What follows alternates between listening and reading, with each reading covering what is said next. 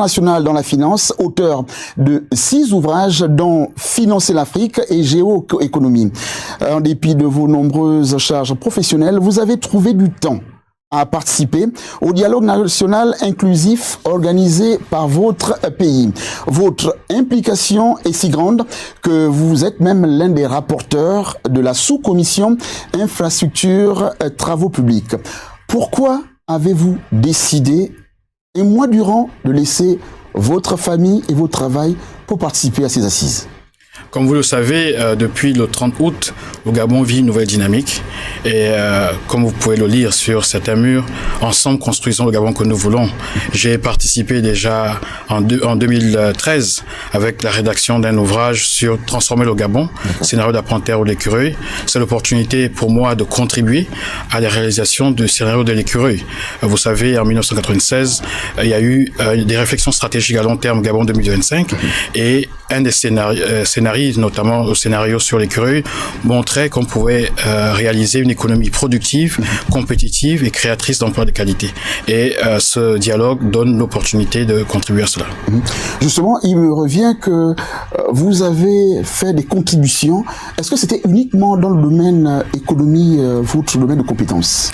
Alors, j'ai fait des contributions via la plateforme Bova sur l'éducation, le système éducatif, parce qu'il faut des ressources humaines compétentes pour réaliser ce niveau d'économie que nous voulons. Et j'ai fait des contributions sur les infrastructures durables et de long terme. Il faut dire qu'avant, après le coup de liberté, au mois de septembre, j'ai pu, avec l'Union, faire une contribution sur les questions économiques. Et donc, je pense que je touche à la fois les questions économiques, infrastructure et éducation. Vous êtes dans une commission, vous êtes effectivement rapporteur, vous l'avez dit tout à l'heure. Comment se passent les travaux en commission? C'est vraiment comme vous le souhaitiez? Alors, c'est au-delà de mes attentes. Je assure aussi l'intérim du président qui est empêché et le débat est vraiment ouvert. On a la chance d'avoir parmi les commissaires des syndicalistes, des professionnels du métier, outillés, des personnes politiques et aussi bien sûr des experts universitaires. Et donc le débat est très engagé. Ça va au-delà de ce que j'attendais d'un dialogue pareil et je pense que nous allons sortir avec des propositions fortes qui vont aller dans le sens de construire le nouveau Gabon.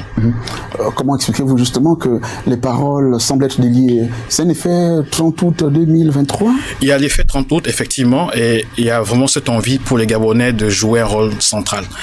Il y a beaucoup de propositions qui vont dans le sens de donner une priorité aux Gabonais dans différents secteurs. Il y a une envie d'engagement. Et donc cela est très important et on peut voir que les aspirations des Gabonais pour un nouveau pays sont réelles et nous allons continuer à faire en sorte que la parole soit libérée et qu'on puisse avoir un compte rendu de qualité. Mais j'aimerais revenir quand même sur le fait que qu'est-ce qui vous a piqué quand même? Laisser un mois durant, je l'ai dit tout à l'heure, votre famille, votre travail, en sachant que naturellement vous ne serez pas rétribué au niveau du travail. C'est quoi, un coup de tête ou... Non, le Gabon au-dessus de nous, c'est très fort ce qu'on est en train de vivre et nous devons mobiliser toute l'expertise nécessaire pour faire avancer le pays. Pour moi, c'est une grande opportunité. Ce que je suis en train de vivre ici est assez spécifique. Je suis très souvent dans des grands forums où je connais beaucoup de monde. Je vous avoue que lorsque j'étais au stade de l'O2, lorsque je regardais autour de moi, il y avait 400-500 personnes. Au niveau des personnes proches du plateau, je connaissais pas beaucoup. Peut-être même pas 5%. Et lors de la plénière samedi, j'avais peut-être 10 personnes que je connaissais dans la salle. Depuis, je connais un peu plus de personnes et je découvre un peu les acteurs de l'économie gabonaise et aussi les membres de la diaspora. Vous êtes surpris d'être l'un des rapporteurs? Écoutez, j'ai accueilli cela avec plaisir. Vous avez été appelé ou vous avez été écrit? Non, j'ai été appelé. D'accord. Voilà. De là où vous êtes naturellement hors du Gabon, c'est important de le signaler. Oui, tout à fait. Maintenant, quelles sont vos aspirations au terme de ce dialogue national inclusif? Est-ce que vous pensez vraiment d'abord qu'il est inclusif? Oui, il est inclusif. Et qu'est-ce qui vous fait dire? La participation des différents acteurs, on a un pôle varié et très riche des différents acteurs. On a des gens qui viennent de Pana, on a des gens qui viennent de Chibanga, on a des gens qui viennent de différentes régions et on a des experts. Donc tout cela est très important. plusieurs nouveaux visages tout à l'heure, vous l'avez dit. Oui, tout à fait. Donc, c'est-à-dire que, en fait, pour vous, toutes les couches de la société sont valablement représentées. Oui, tout à fait. Et toute la dynamique de nos discussions, c'est de faire en sorte qu'on écoute tout le monde.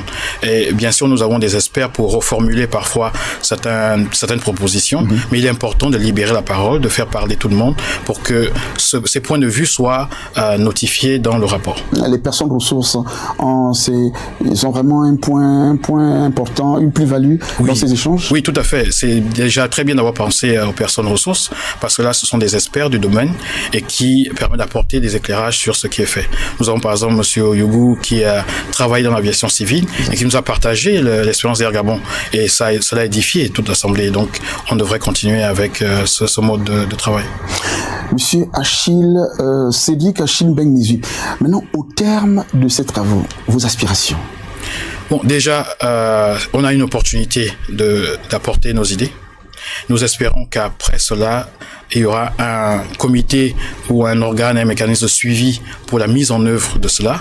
Et il faut dire que dans quelques années, on va avoir des élections. Il faudrait que la feuille de route qui sortira d'ici soit le benchmark à partir duquel on va faire une évaluation de la qualité des programmes qui sont proposés. C'est-à-dire qu'il faudra démontrer par un programme votre capacité à réaliser les aspirations des Gabonais. Là, c'est l'économiste qui parle ou c'est le participant ou c'est... C'est le Gabonais, citoyen gabonais. Simplement. Oui.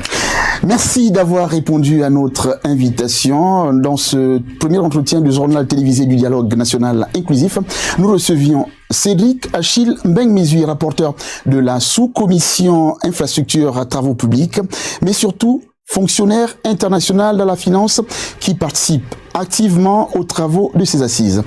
Restez câblés sur les antennes de Gabo Première. Bonsoir.